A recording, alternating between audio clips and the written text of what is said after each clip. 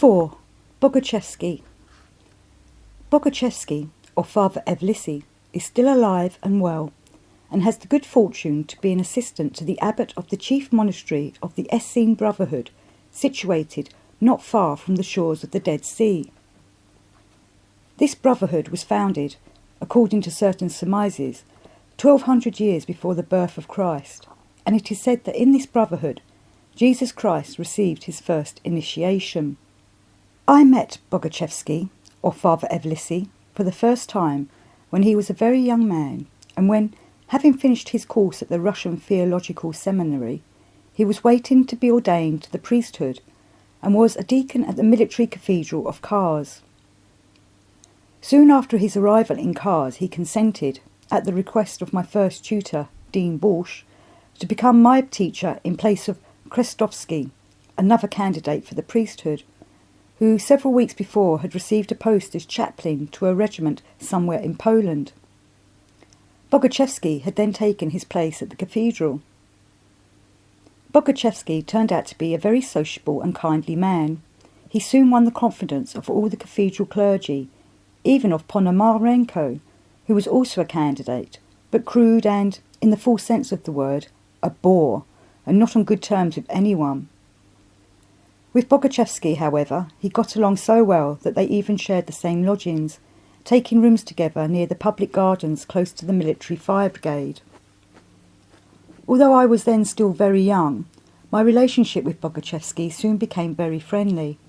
I often went to see him in my spare time, and when I had an afternoon lessons, I would often stay after they were finished, either to prepare other lessons or to listen to his conversations with Ponomarenko and with the acquaintances who were always visiting them.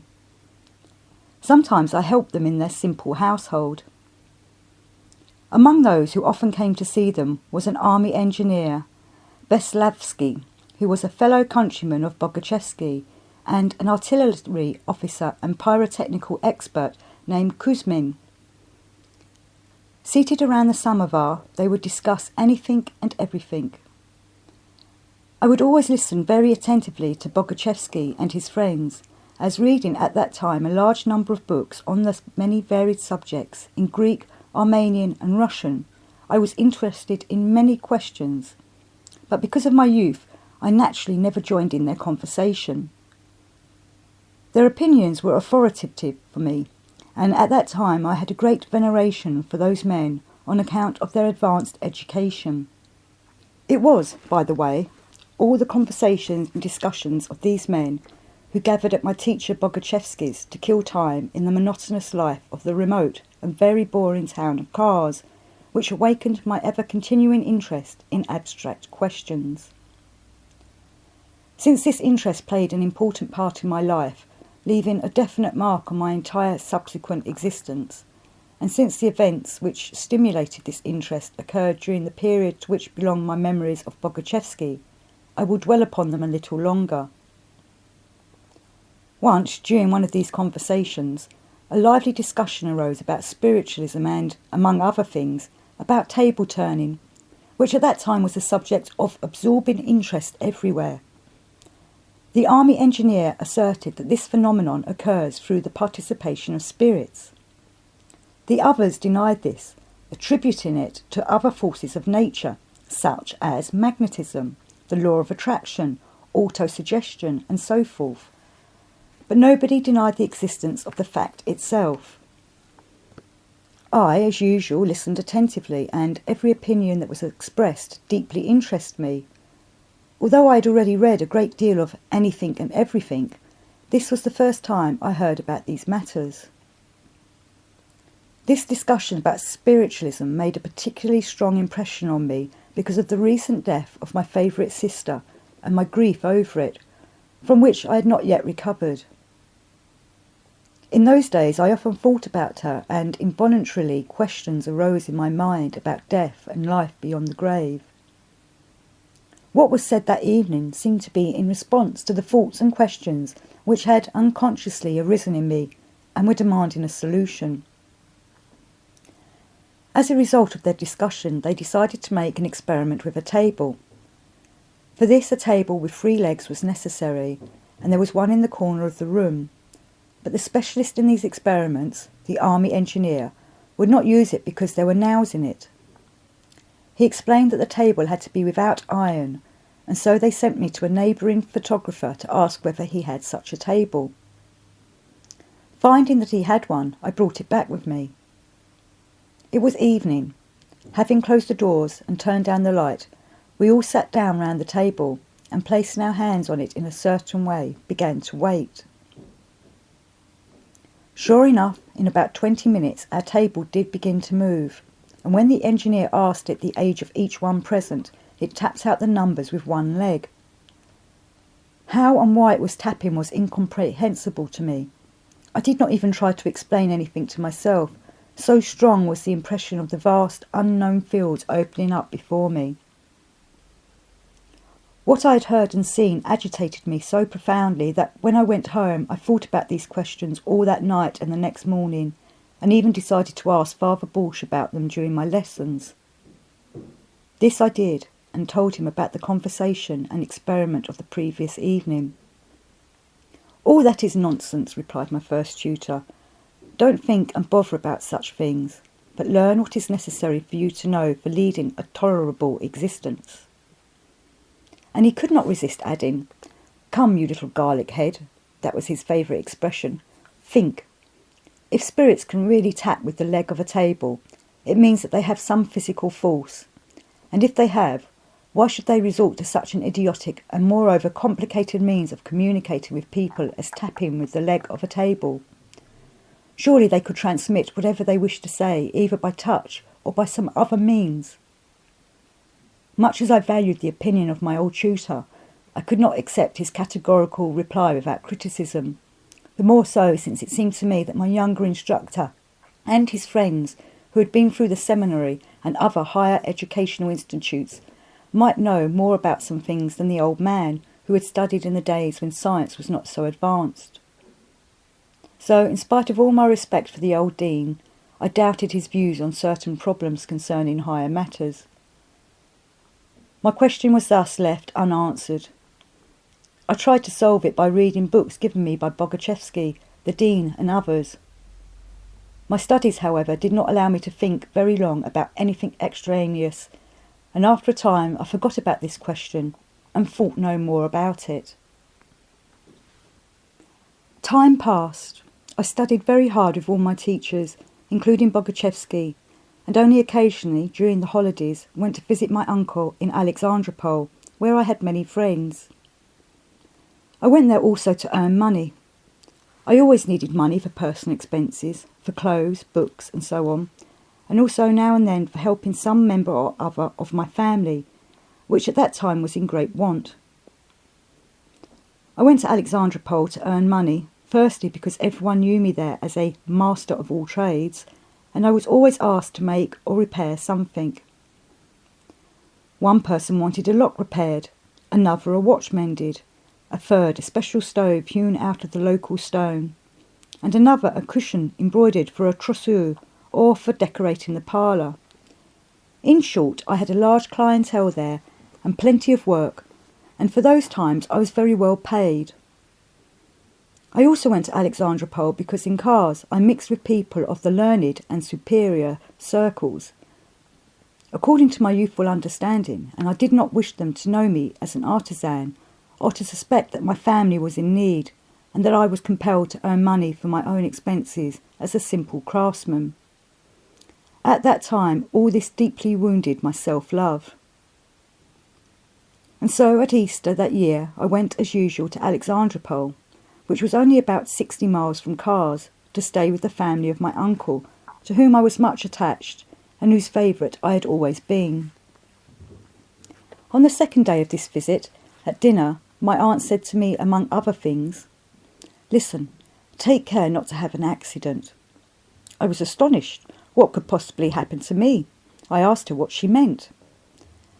"I don't quite believe it myself," said she, "but something that was foretold about you has already come true, and I'm afraid that the rest of it might also come true."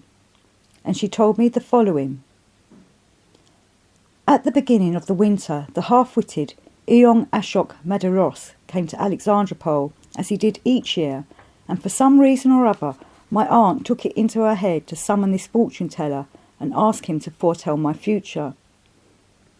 He had predicted many things awaiting me and, according to her, some of them had already occurred. She then pointed out certain things which had indeed happened to me during this time. But thank God, she continued, there are 2 things which have not yet happened to you. One, that you will have a large sore on your right side. The other, that you are in danger of a serious accident from a firearm. You should therefore be very cautious whenever shooting is going on, concluded my aunt, stating that, although she did not believe this lunatic, it was in any case better to be careful. I was very much astonished by what she told me, because 2 months before a carbuncle had indeed appeared on my right side, which I'd had to have treated for a month, going to the military hospital almost every day to have it dressed. But I had not spoken of it to anyone, and even at home no one knew about it, so how could my aunt, who lived far away, have possibly known anything about it? However, I did not attach any great importance to my aunt's story, since I did not believe at all in any of this fortune-telling, and I soon quite forgot about this prediction. In Alexandropol I had a friend named Fatinov. He had a friend, Gurdjieff, the son of a company commander in the Baku regiment, which was stationed not far from the Greek quarter. About a week after my aunt's story, this Fatinov came and asked me to go with him and his friend to shoot wild duck. They were going to Lake Algahuz at the foot of the mountain of the same name. I agreed to join them, thinking it would be a good opportunity for a rest. I was really very tired, as I had been working hard studying certain absorbing books on neuropathology. Moreover, I had been very fond of shooting since early childhood. Once, when I was only 6 years old, I had taken my father's rifle without permission and had gone out to shoot sparrows. And although the first shot knocked me down, this not only did not discourage me, but even added zest to my love of shooting. Of course, they at once took the rifle away from me and hung it so high that I could not possibly reach it. But out of old cartridge shells, I made myself another one, which shot the cardboard bullets I had for my toy gun. This rifle, loaded with small lead shot, hit the mark no worse than the real one, and became so sought after among my comrades that they began to order such firearms from me, and besides passing for an excellent gunsmith, I began to earn a good income. And so, 2 days later, Fatinov and his friend called for me, and we went off to shoot. We had to walk about 15 miles, so we started at daybreak in order to arrive by evening, without hurrying, and be ready early the next morning for the ducks to rise. There were 4 of us, a soldier, the orderly of Commander Korbakun, who joined us. We all bought guns, and Korbakun had even a service rifle. Arriving at the lake as planned, we made a fire, had supper, built a hut, and went to sleep. Rising before dawn, we divided the shores of the lake between us and began to wait for the birds to fly. On my left was Korbakun with his service rifle. He fired at the first duck that rose while it was still very low, and the bullet hit me right in the leg. Fortunately, it passed clean through, missing the bone. Of course, this spoiled the shooting party. My leg was bleeding profusely and began to be painful, and as I was unable to walk, my comrades had to carry me all the way home on an improvised litter made with the rifles. I stayed at home and the wound soon healed, as only the flesh had been injured, but I limped for a long time afterwards.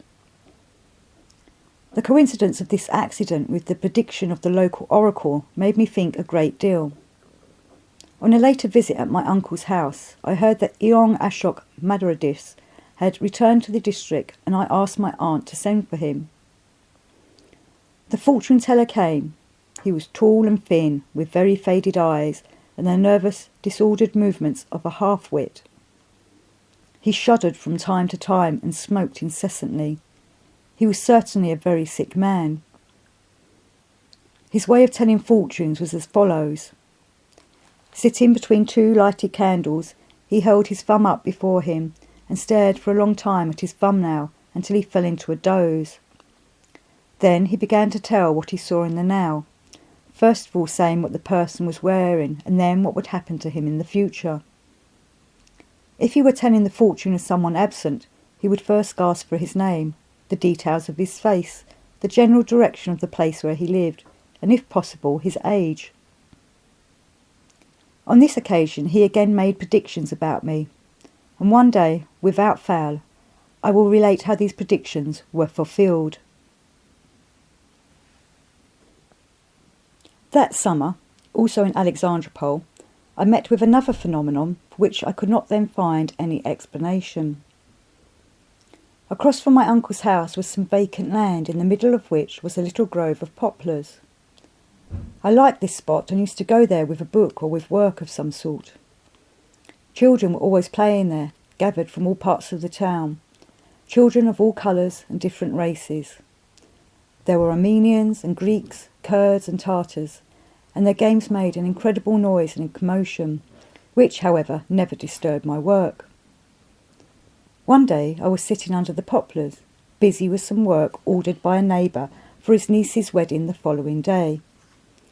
My task was to draw a monogram on a shield to be hung over the door of his house, a monogram combining his niece's initials with those of the man she was to marry. I had also to find space on the shield for the day of the month and the year. Certain strong impressions somehow deeply imprint themselves on one's memory. I remember even now how I racked my brains to find the best way to fit in the figures of the year 1888. I was deep in my work when suddenly I heard a desperate shriek. I jumped up, certain that an accident had happened to one of the children during their play. I ran and saw the following picture. In the middle of a circle drawn on the ground stood one of the little boys, sobbing and making strange movements, and the others were standing at a certain distance laughing at him. I was puzzled and asked what it was all about. I learned that the boy in the middle was a Yazidi, that the circle had been drawn round him, and that he could not get out of it until it was rubbed away. The child was indeed trying with all of his might to leave this magical circle, but he struggled in vain. I ran up to him and quickly rubbed out part of the circle, and immediately he dashed out and ran away as fast as he could. This so dumbfounded me that I stood rooted to the spot for a long time as if bewitched, until my usual ability to think returned. Although I had already heard something about these Yazidis, I had never given them any thought, but this astonishing incident, which I had seen with my own eyes, now compelled me to think seriously about them. Looking round and seeing that the boys had gone back to their games, I returned to my place, full of my thoughts, and continued the work on the monogram, which was not going well, but had to be finished at all costs that same day. The Yazidis are a sect living in Transcaucasia, mainly in the regions near Mount Ararat. They are sometimes called devil worshippers. Many years after the incident just described, I made a special experimental verification of this phenomenon and found that in fact if a circle is drawn round a Yazidi, he cannot of his own volition escape from it. Within the circle he can move freely, and the larger the circle, the larger the space in which he can move, but get out of it he cannot. Some strange force, much more powerful than his normal strength, keeps him inside. I myself, although strong, could not pull a weak woman out of the circle. It needed yet another man as strong as I. If a Yazidi is forcibly dragged out of a circle, he immediately falls into the state called catalepsy, from which he recovers the instant he is brought back inside. But if he is not brought back into the circle, he returns to a normal state, as we ascertained, only after 13 or 21 hours. To bring him back to a normal state by any other means is impossible. At least my friends and I were not able to do so, in spite of the fact that we already possessed all the means known to contemporary hypnotic science for bringing people out of the cataleptic state. Only their priests could do so by means of short, certain incantations.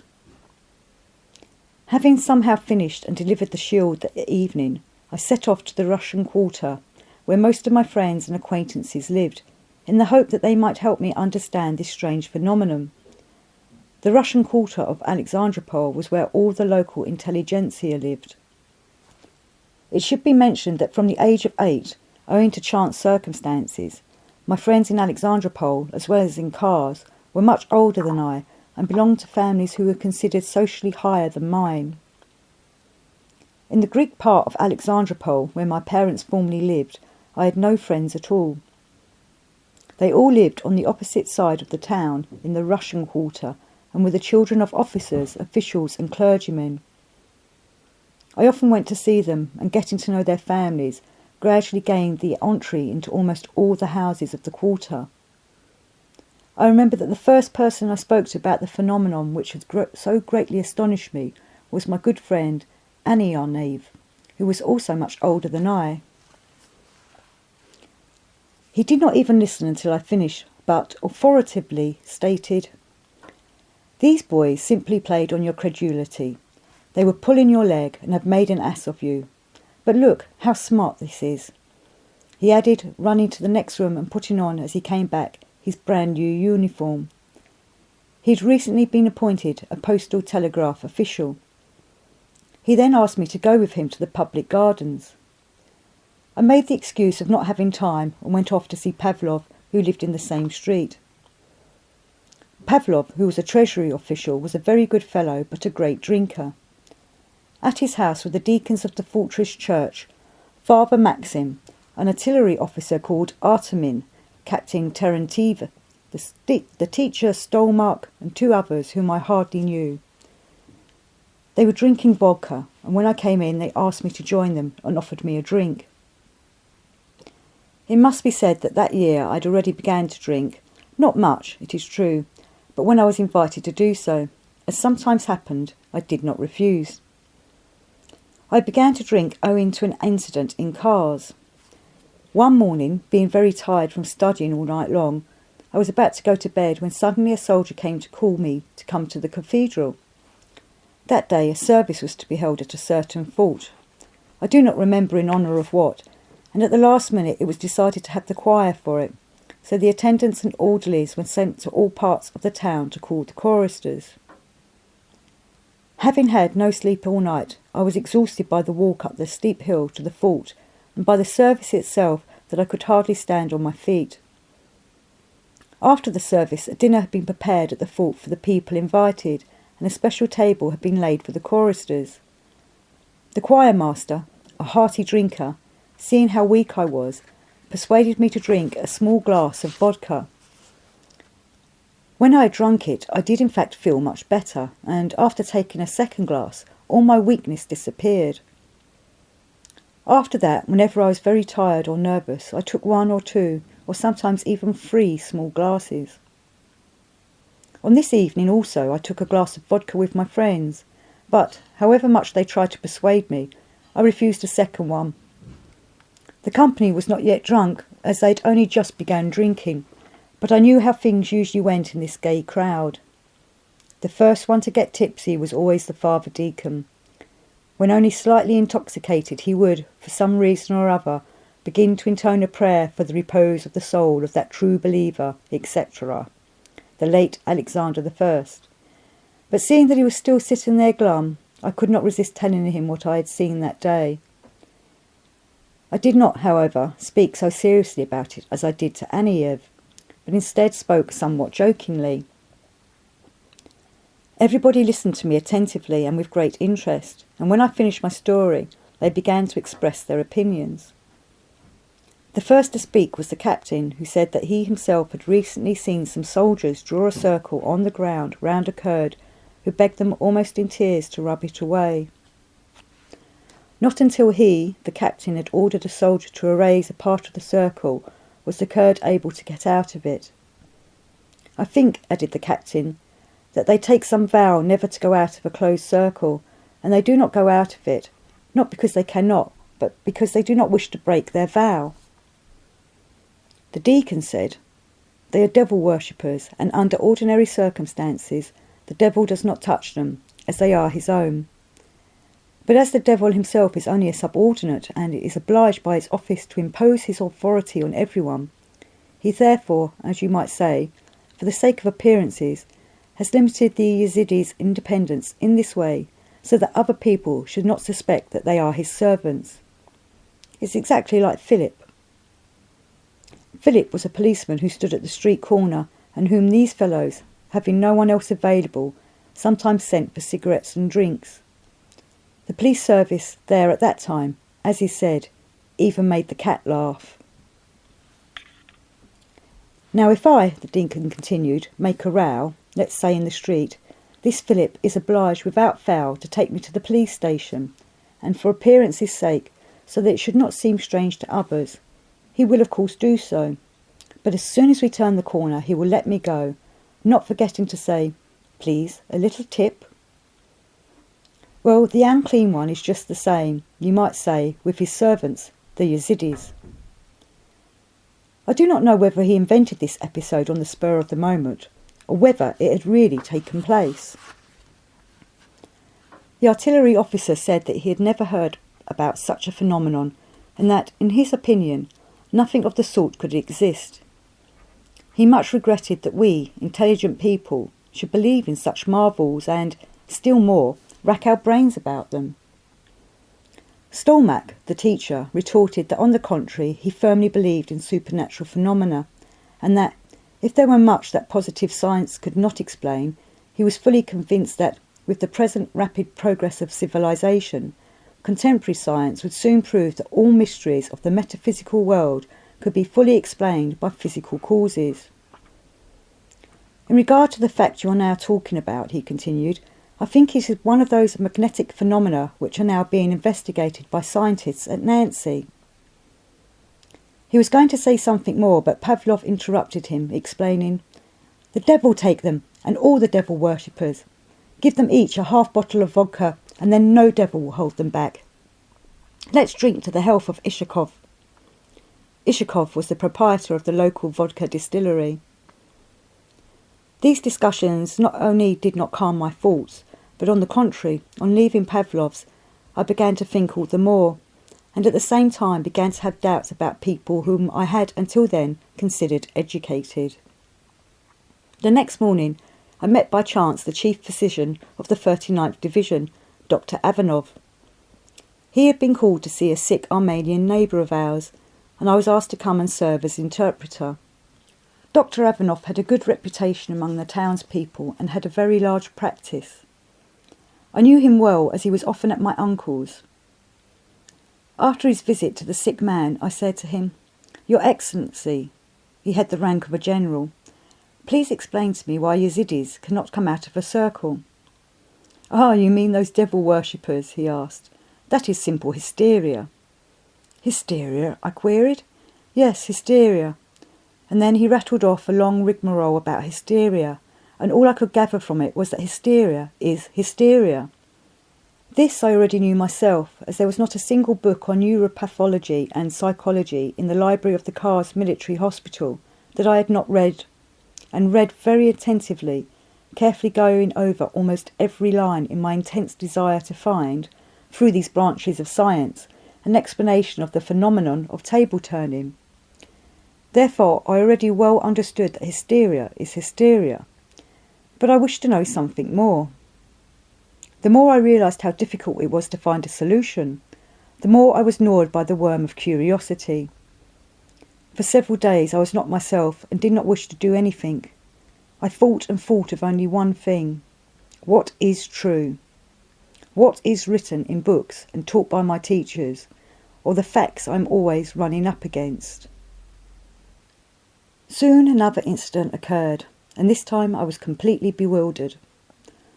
5 or 6 days after the incident of the Yazidis, while going one morning to the fountain to wash, it was custom there to wash in spring water every morning, I saw a group of women at the corner talking excitedly. I went up to them and learnt the following. That night in the Tartar quarter, a gonok had appeared. This was the name there of an evil spirit which used the bodies of people who had recently died and appeared in their shape to do all sorts of villainies, especially to the enemies of the dead person. This time one of these spirits had appeared in the body of a Tartar who had been buried the day before, the son of Mariam Bakshi. I knew about the death and burial of this man, as his house was next to our old house, where our family had lived before our departure for Kars, and where I had gone the day before to collect the rent from the tenants. I had also called on several Tatar neighbours and had seen the body of the dead man being carried out. He was a young man who had recently joined the police guard, and he used to visit us. I had known him very well. Several days before, during a Digajiktatovka contest, he had fallen from his horse and, as they said, had twisted his intestines. Although a military doctor named Gurdjieff had given him a full glass of mercury to readjust his intestines, the poor man had died, and according to the Tartar custom, was buried very soon. Then this evil spirit, it seems, entered his body and tried to drag it back home, but someone, happening to see this, raised an outcry and rang the alarm, and to prevent the spirit from doing any great harm, the good neighbours quickly cut the throat of the body and carried it back to the cemetery. It is believed there among the followers of the Christian religion that these spirits enter exclusively the bodies of Tartars because, according to the Tartar custom, the coffin is not deeply buried at first, but only slightly covered with earth, and food is often put inside. It is difficult for spirits to go off with the bodies of Christians buried deep in the earth, and that is why they prefer Tartars. This incident completely stupefied me. How could I explain it to myself? What did I know? I looked round me. Gathered at the corner was my uncle, the esteemed Georgy Merkorov, and his son, who had nearly finished school, and a police official, all talking about this. All were genuinely respected. All had lived much longer than I, and surely knew many things that I had not even dreamed of. Did I see in their faces indignation, grief, or astonishment? No, they even seemed to be glad that somebody had succeeded this time in punishing the evil spirit and warding off its mischief. I gave myself up again to reading books, hoping that through them I could satisfy the worm which was gnawing me. Bogachevsky helped me very much, but unfortunately he soon went away, because 2 years after his arrival in Kars, he was appointed chaplain of the garrison in a town of the Transcaucasian region.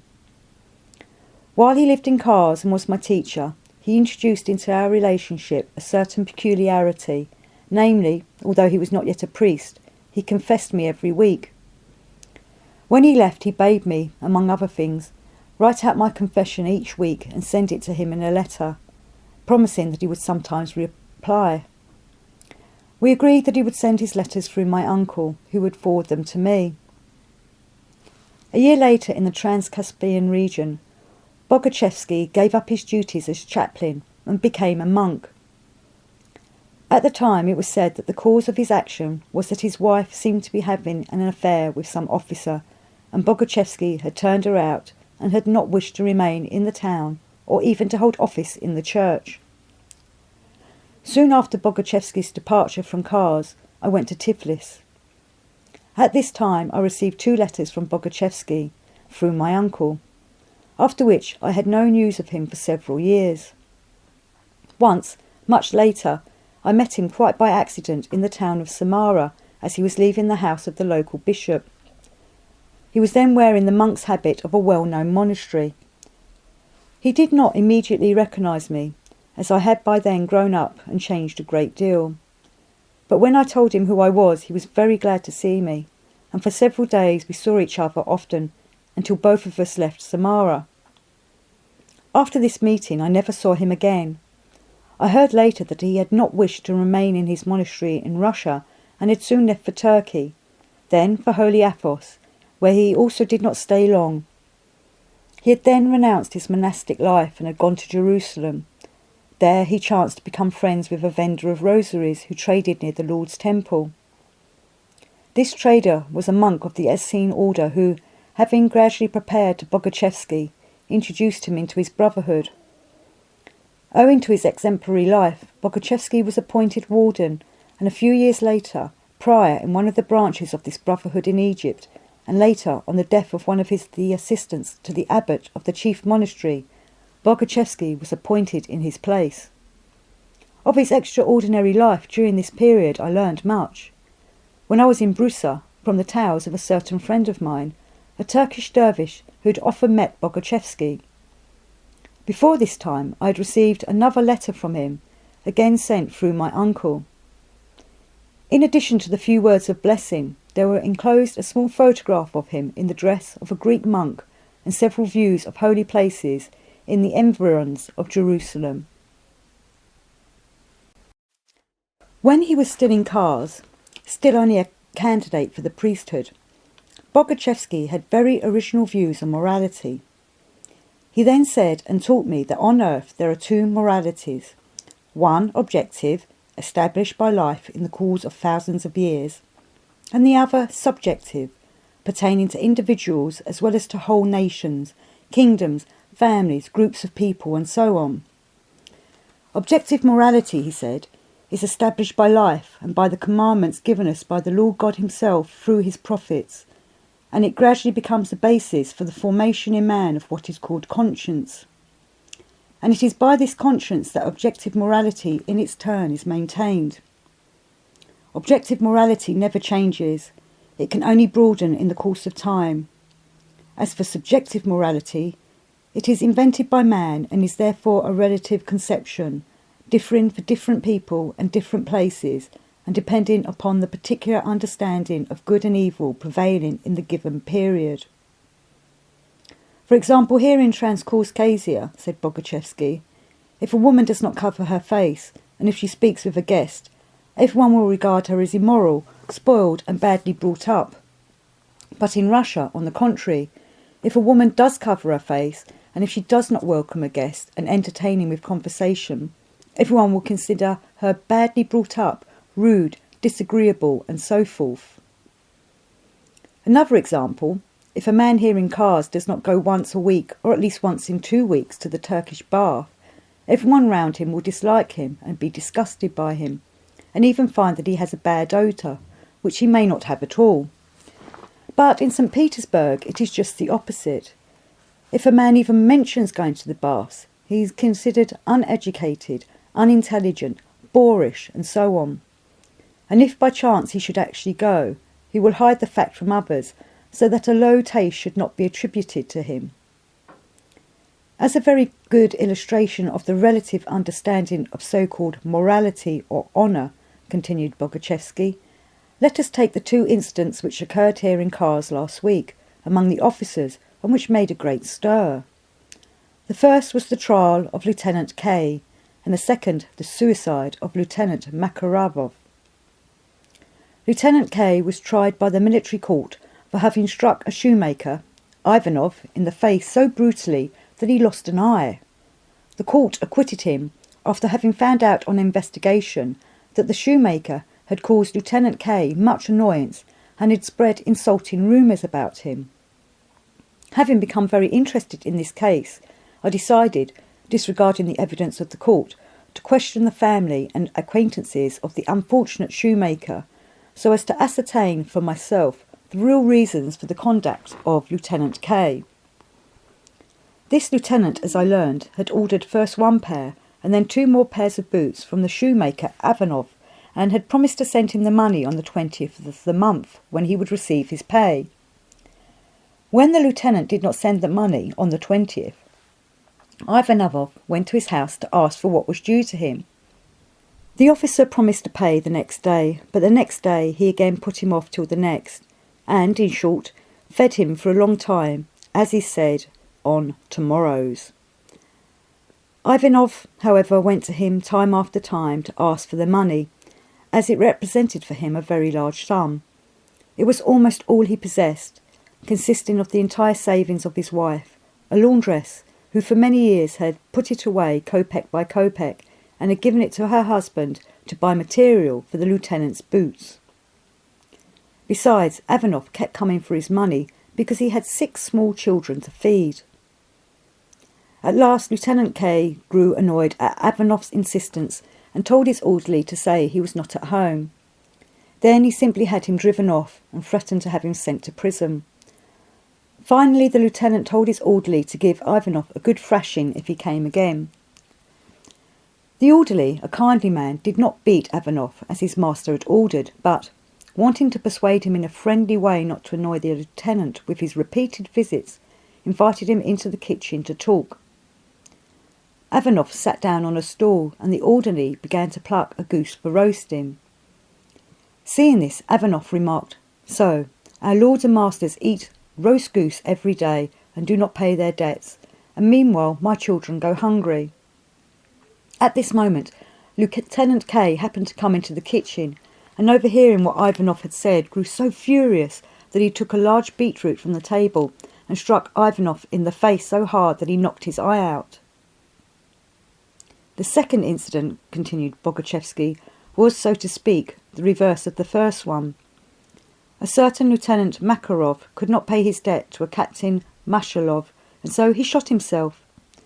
It must be said that this Mashalov was an inveterate gambler and also a great card sharper. Not a day passed without his fleecing someone. It was obvious to all that he played the crooked game. A short time ago, Lieutenant Makarov was playing cards with some officers, among them Mashvalov, and he not only lost all his own money, but also a sum borrowed from this Mashvalov on the promise to return it to him in 3 days. As the sum was a large one, Lieutenant Makarov could not raise it in 3 days, and being unable to keep his word, decided to shoot himself rather than stain his honour as an officer. Both these events occurred on accounts of debts. In one case, the creditor has his eye knocked out by the debitor, and in the other case, the debitor shoots himself. Why? Simply because everyone around Makarov would have severely condemned him for not paying his debt to the sharper Mashvalov, whereas in the case of Ivanov, the shoemaker, even if all his children were to starve to death, this would be quite in the order of things, for the code of honour of an officer is not concerned with the payment of his debts to a shoemaker. And in general, I repeat, acts of this kind occur simply because people stuff their children while the future man is still being formed in them with all sorts of conventions, and so prevent nature herself from developing in them that conscience which has taken form over thousands of years of struggle by our ancestors against such conventions. Bogachevsky often urged me not to adopt any conventions, either those of my immediate circle or those of any other people. He said, "From the conventions with which one is stuffed, subjective morality is formed. But for real life, objective morality is needed, which comes only from conscience. Conscience is everywhere the same. As it is here, so it is in St. Petersburg, America, Kamchatka, and in the Solomon Islands. Today you happen to be here, but tomorrow you may be in America. If you have a real conscience and live according to it, it will always be well with you wherever you may be. You are still quite young. You have not yet begun life. Everybody here may now call you badly brought up. You may not know how to bow correctly or to say the right thing in the proper manner. But this does not matter if only when you grow up and begin to live you have in yourself a real conscience, that is, the foundation of objective morality. Subjective morality is a relative conception, and if you are filled with relative conceptions, then when you are grown up you will always and everywhere act and judge other people according to the conventional views and notions you have acquired.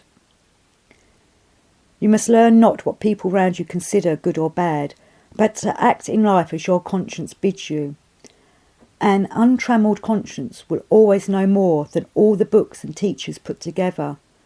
But for the present, until your own conscience is formed, live according to the commandment of our teacher Jesus Christ. Do not do to others what you would not wish them to do to you." Father Evlissi, who is now an aged man, happened to become one of the first persons on earth who has been able to live as our divine teacher Jesus Christ wished for us all. May his prayers be an aid to all those who wish to be able to live according to the truth.